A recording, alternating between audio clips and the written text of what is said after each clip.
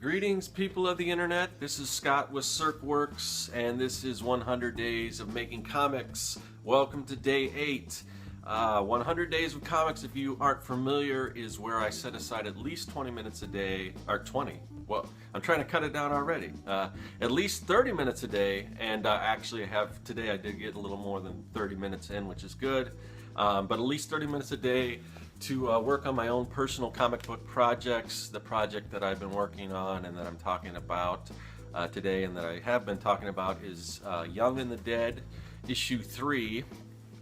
It's a zombie story. It's kids versus zombies, and if you need a little more information about that, you can watch out some of the other episodes. I've expanded a little more about that, and you can find that out. So today, like I said, I'm kind of happy I did have time to get more than 30 minutes in today, and hopefully I'll have some more time later on in the day to work on it again before I get to switch over to do some contract work. But I'm a little frustrated today. The story right now, I'm kind of in the middle of this story, and as far as the whole story arc goes, issue 3, maybe not the middle. I imagine this probably will go, I'm guessing 6 issues, so we're kind of at the beginning of the middle. But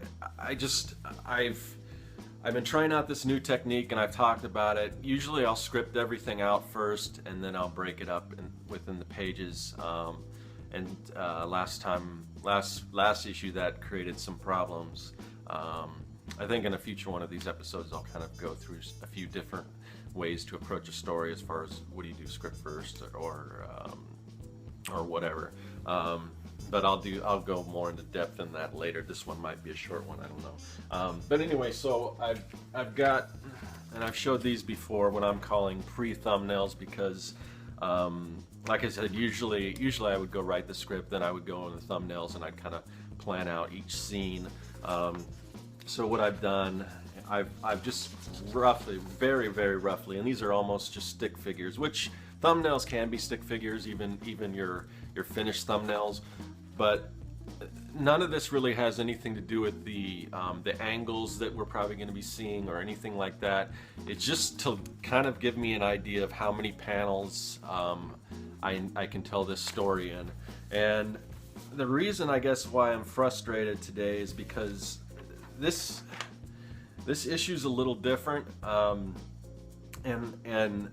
thinking back, I'm thinking each one of the previous issues have kind of been a little different in format, and I don't know if that's a good thing or a bad thing.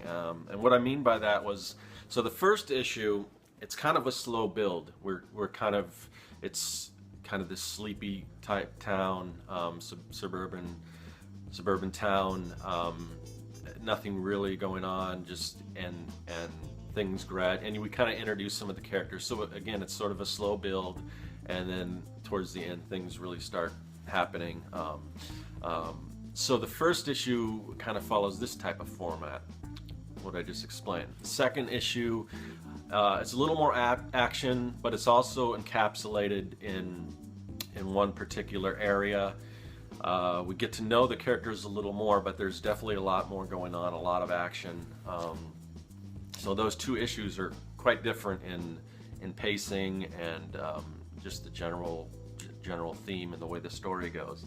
And you know, I guess that's not a bad thing. I guess each issue doesn't have to follow the same kind of thing. I mean, the same kind of format, or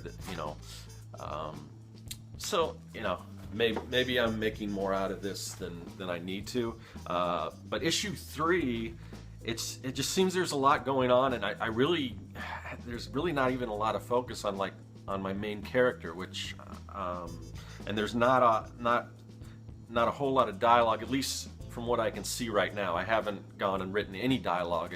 Right now I'm just making this, you know, doing the different story beats and everything, and trying to figure out where the story starts, where it ends. But there's some new characters introduced, which, you know, now I might be having second thoughts about, well, do I really want to introduce new characters. There's characters that I'm bringing back, which I originally was expected to just kind of write off. So I've got to think about that. But in long term, I think I need to kind of bring those characters back. But I don't know. I'll think more about that later. But anyway, this particular issue, it's constantly in motion, whereas the previous issue, it's the main character's all in one central location. There's some cutaways to some other stuff that's going on with other characters, and that's another different thing. In the first issue, it was all linear. You start from one point. There's no cutaways.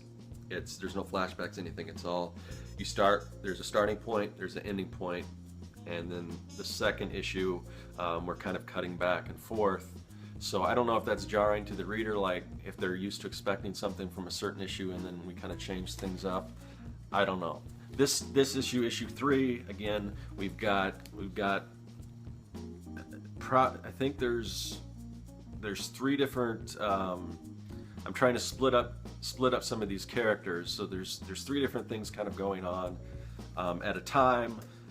Our main characters, they're in motion, going from one place to another. So far, I don't know. And maybe I'm rambling again, but I'm basically using this this video diary to kind of hash things out in my head.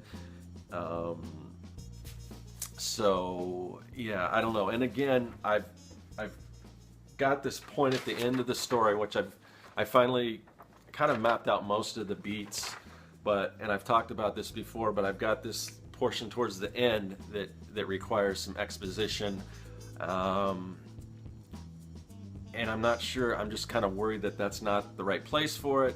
I've only got so much to work with, and there's stuff I want to put in here.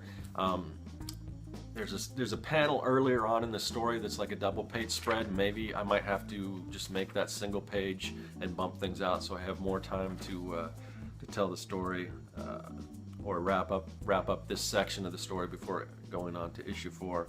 I don't know. But that's why I'm doing this, so I'm not caught off guard. I think in the end everything will work out fine, but right now it's just some frustrations because I'm just not sure about the way everything in the story is happening right now on the page. We're still early on, and trying to go back to issue 2 and think if I had similar problems at this point, similar concerns. Probably. I don't remember exactly. It was a while ago. So one thing, back to exposition, that I did want to mention. I checked out a really cool movie yesterday called Snowpiercer. I don't know if any of you've seen. I hadn't even heard about it till like a couple weeks ago, and my girlfriend was telling me, "Have you heard of this movie?" And she showed me, and so I checked out the trailer. I'm like, "Wow, that looks really cool!" And it's kind of an independent film, so it's limited release, and I had to kind of travel just to find a theater, but it's really interesting. It's about basically after there was a global warming disaster that caused an ice age, and the characters are all in this train traveling across around the world just to survive. And if you've ever seen, it's similar in a way to Raid Redemption, if you've ever seen that, where they're kind of going up this tower, just taking out one floor at a time to try to get to the top, but it's within a train, so they go through the cars. There's more to it than that. There's a lot of there's a lot of story there, and some surprises along the way and things like that.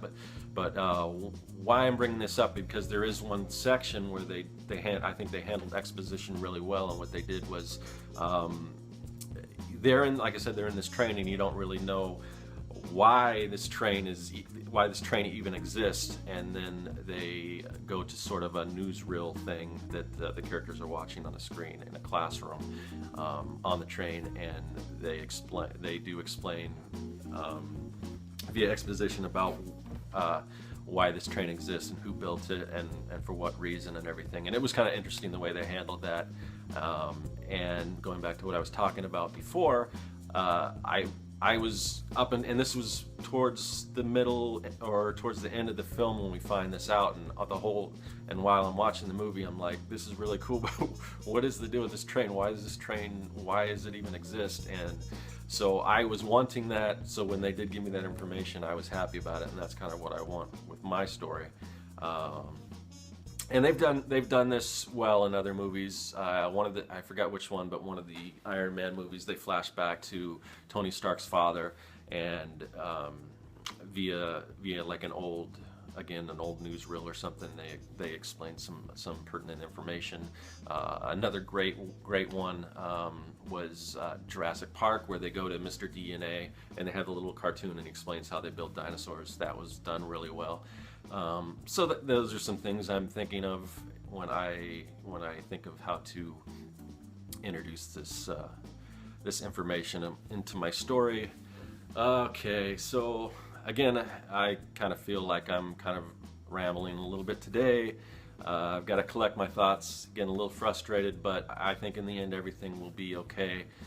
I'll probably cut off right now, and I'll plan to see you guys tomorrow.